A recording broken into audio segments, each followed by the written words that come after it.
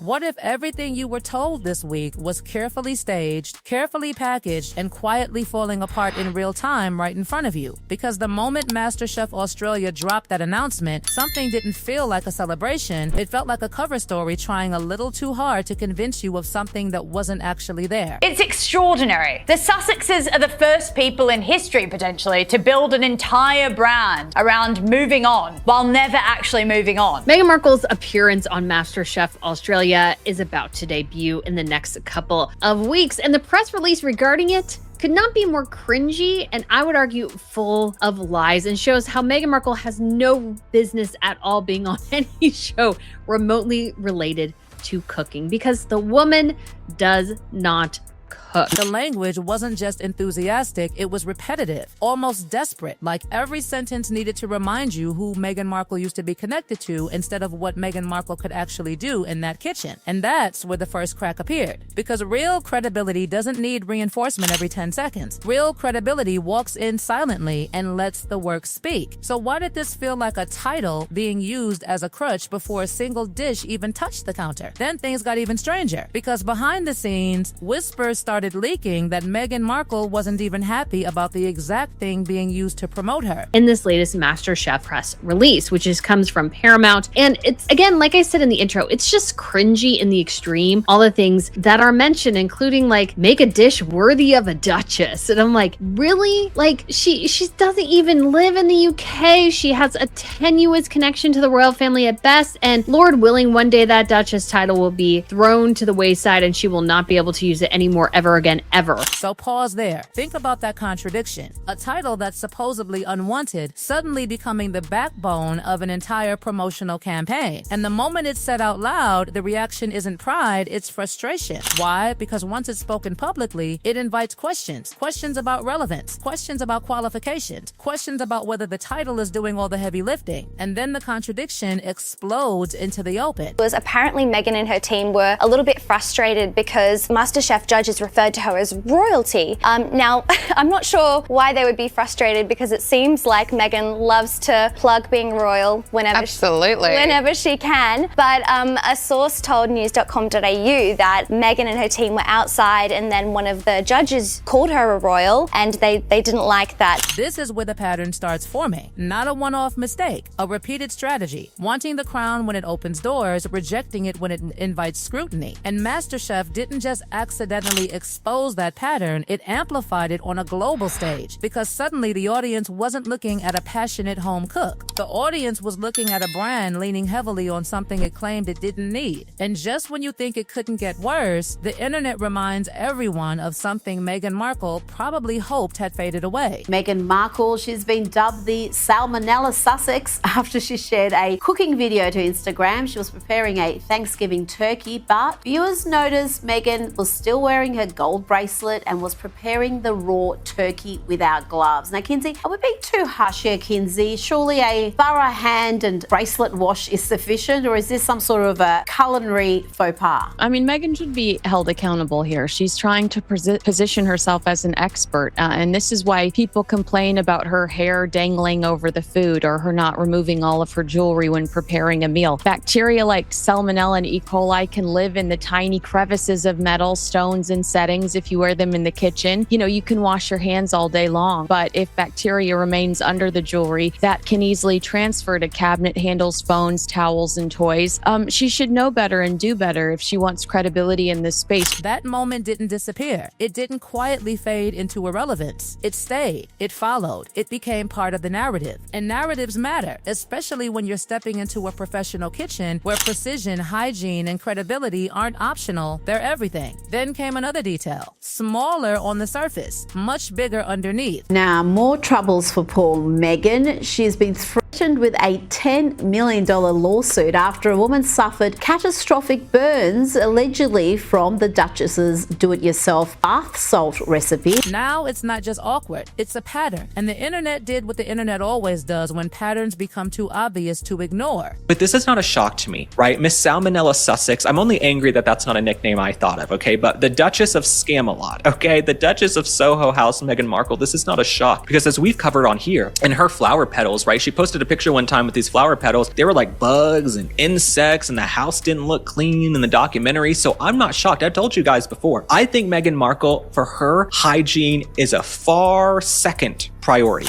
That nickname didn't just sting, it stuck. And timing made it worse, because it wasn't buried history. It was recent, fresh enough that when the MasterChef announcement dropped, the two narratives collided instantly. Professional kitchen meet public reputation. And suddenly the question wasn't whether Meghan Markle belonged there. The question was why nobody stopped this collision before it happened. But the real unraveling didn't come from critics digging through the past. It came directly from Meghan Markle herself. Read that closely. Listen carefully, because it sounds polished until you actually try to use it. And then you realize there's nothing there. No technique, no instruction, no substance. Just words arranged to sound meaningful without actually meaning anything. And that's where the illusion starts breaking. Because expertise doesn't hide behind vague language. Expertise tells you exactly what to do next. And then comes the detail that quietly destroys the entire narrative in one sentence. That's not just a contradiction. That's a collapse. A lifestyle built around cooking, exposed by a moment where the most important meal wasn't even cooked. And suddenly everything starts connecting. The show, the branding, the messaging. It all begins to feel less like passion and more like presentation. And here's the uncomfortable question nobody can ignore anymore if the foundation isn't real. But how long can the image survive once people start looking closer? And just when the narrative looked like it couldn't stretch any further without snapping, something dropped that was supposed to fix everything. A sudden shift. A headline designed to overpower the criticism and redirect the conversation completely. A daytime Emmy nomination. A polished, celebratory moment that should have silenced the backlash. But instead of ending the questions, it created even more of them. Because the second people actually looked closer, the celebration started feeling strangely disconnected from reality. The announcement sounded impressive on the surface, almost too perfect, like a neatly packaged answer to every criticism that had been building. A lifestyle show getting recognized, a moment of validation, a supposed turning point, but then the reaction started pouring in, and they didn't match the narrative being pushed. Because people who had actually watched with love, Meghan weren't celebrating. They were confused, genuinely confused about how something so widely criticized had suddenly been lifted onto an award stage as if none of that criticism existed. And that's when the deeper pattern started revealing itself. Because the gap between perception and reality wasn't small anymore, it was impossible to ignore. Reviews didn't just quietly disagree with the nomination, they dismantled it. A 38% score.